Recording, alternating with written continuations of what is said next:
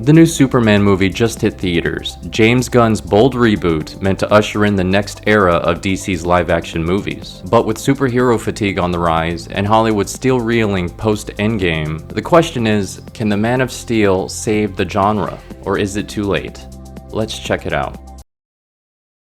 Superman was created back in 1938 by writer Jerry Siegel and artist Joel Shuster. Superman is a true hero and always does the right thing, never compromising his moral code. He never lies, never cheats, and probably says please before saving you. He's the kind of guy who rescues kittens from trees and then gives them a motivational speech about hope. Superman's had more reboots than a glitchy video game, TV shows, movies, you name it. One of the latest is My Adventures with Superman, and I had a blast with it. I mean, who doesn't like a good anime opening?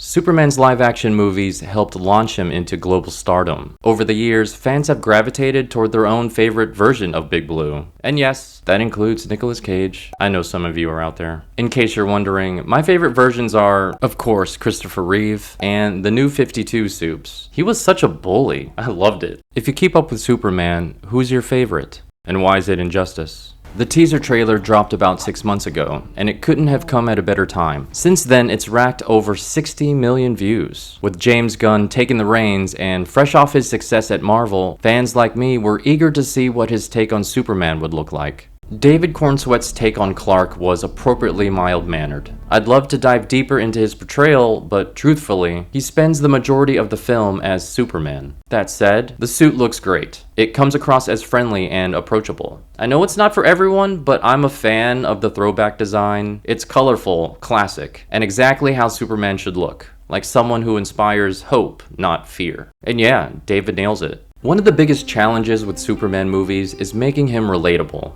He's basically invincible, so how do you get the audience to connect?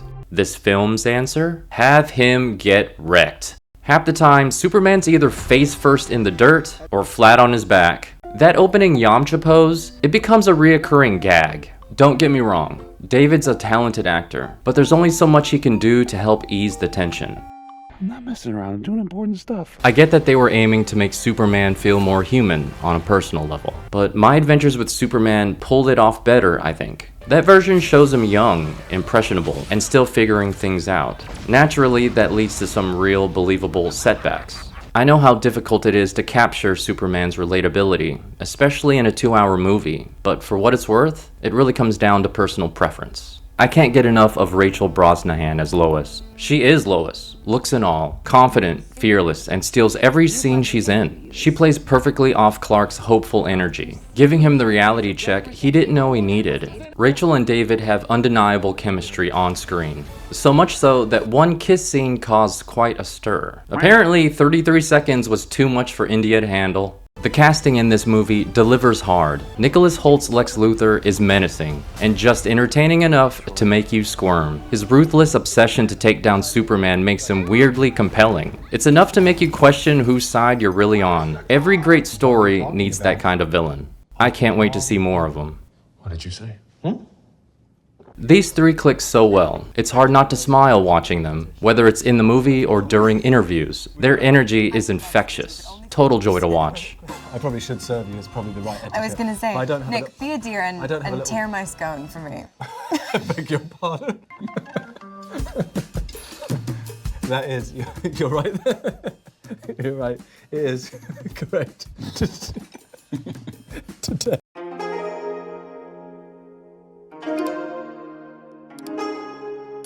Superman's always been my favorite hero, and continues to be. I grew up with him. In the face of adversity, Superman takes on the impossible, and in doing so, becomes something more, maybe even more than he ever meant to be. Sure, Superman might come off a bit one-dimensional at times, but that's where his supporting cast shines. They help him grow, not just as a hero, but as a person. Great films usually carry a clear message, but with Superman 2025, it's hard to pin down what that is. Is it about believing in hope? The power of love, or the strength of family? It touches on everything, but never stays long enough to make it stick. I'm not sure Superman will save the superhero action genre, but it'll definitely keep the pulse going. It flirts with greatness, delivering striking visuals and flashes of emotional depth. But if you're hoping for something transcendent, something that rewrites the rules, it may leave you grounded instead of flying high. Everyone experiences movies differently. Maybe this one will speak to you more than it did for me. The casting is the highlight of this movie, and I hope we can see more DC movies from James Gunn. If you haven't seen Superman yet, I absolutely recommend that you do. Check out Superman out in theaters.